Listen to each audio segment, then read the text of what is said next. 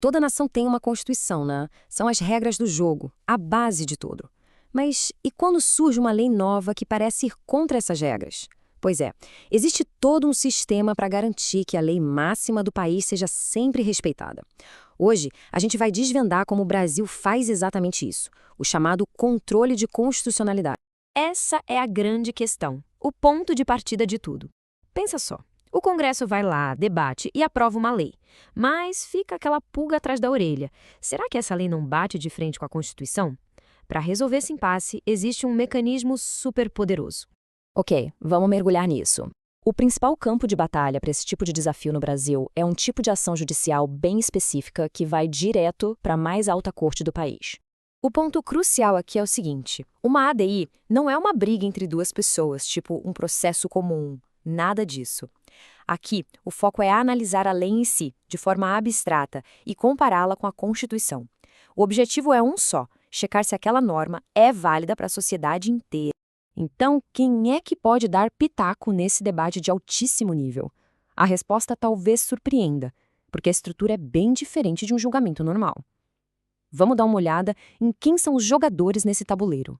E é exatamente por ser um processo objetivo que a regra geral é que não dá para ter a intervenção de terceiros, sabe? Aquelas partes que normalmente poderiam entrar num processo comum, aqui não podem. A discussão é puramente técnica. A lei é compatível com a Constituição? Sim ou não? Bom, se não pode ter intervenção de terceiros, o debate fica meio restrito, certo? Não exatamente. Existe uma exceção muito, mas muito importante. E aqui está o pulo do gato. O STF pode chamar para a conversa um amicus curiae, o famoso amigo da corte. São especialistas, órgãos e entidades, gente que entende muito do assunto e pode trazer informações técnicas, sociais ou políticas para enriquecer a discussão e ajudar a corte a decidir.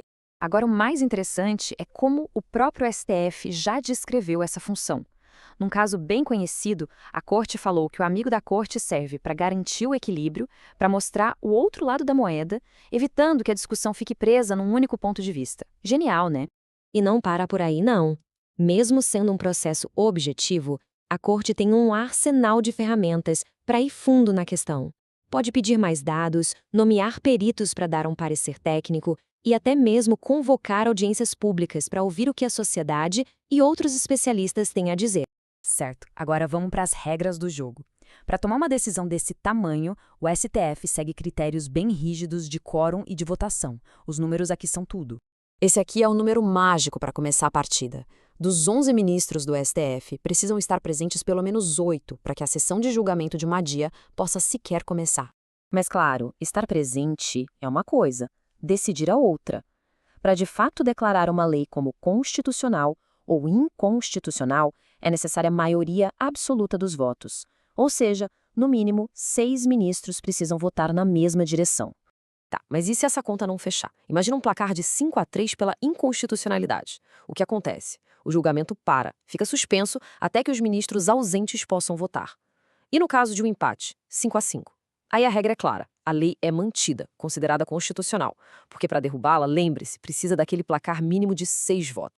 Uma vez que a decisão é tomada, uau, as consequências são gigantescas. E elas não afetam só o futuro, não. Muitas vezes elas reescrevem o passado. A regra geral é de um poder imenso quando o STF diz que uma lei é inconstitucional. O efeito é est tunc, que em latim quer dizer desde então.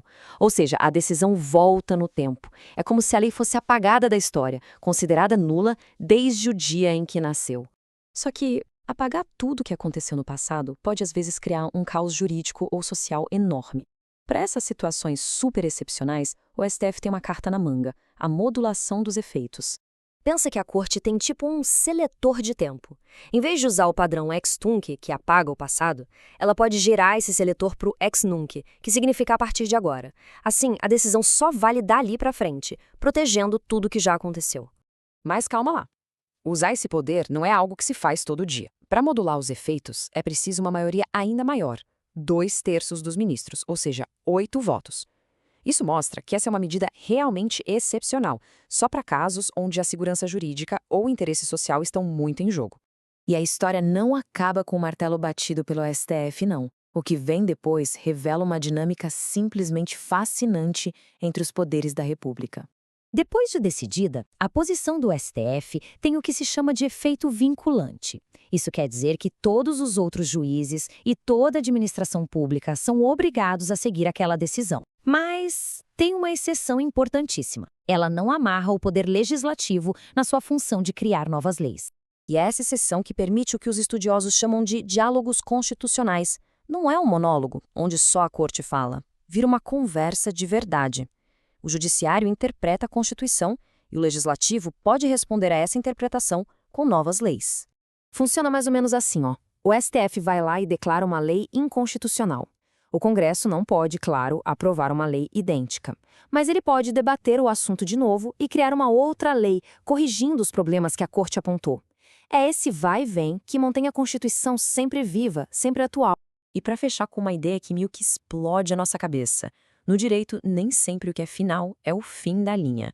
Se uma decisão judicial definitiva se baseou numa lei e anos depois o STF declara essa mesma lei inconstitucional, acredite, a história pode ser reaberta.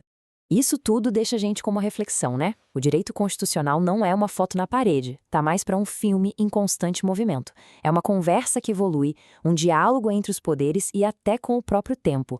O que nos faz pensar, nesse grande debate sobre as leis de uma nação, será que existe mesmo uma palavra final?